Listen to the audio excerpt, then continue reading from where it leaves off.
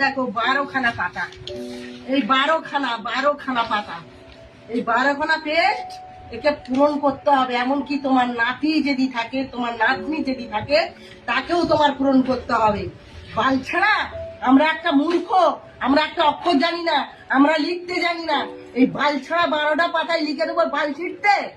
আর এই জন্য বলা লক্ষ্মীর ভান্ডার করিনি, একবার ছাড়া 10 বার যেতে হয় বলে লক্ষ্মীর ভান্ডার করে আমি টাকা নিইনি।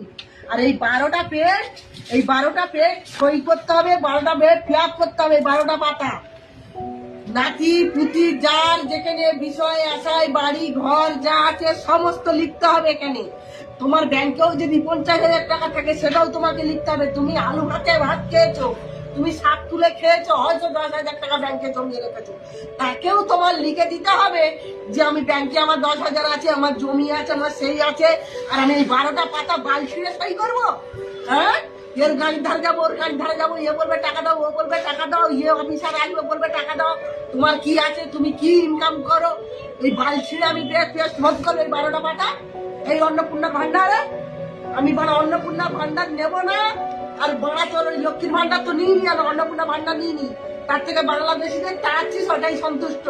আমি আর বেশি চাইনি। বিজেপিকে চাই, জয় শ্রীরামকে চাই। বড়া 12টা পাতা আমি সই করতে পারবো না। তোর বড়া অন্নপূর্ণা ভান্ডার আমার দরকার নেই। গড় তো পাই গড়।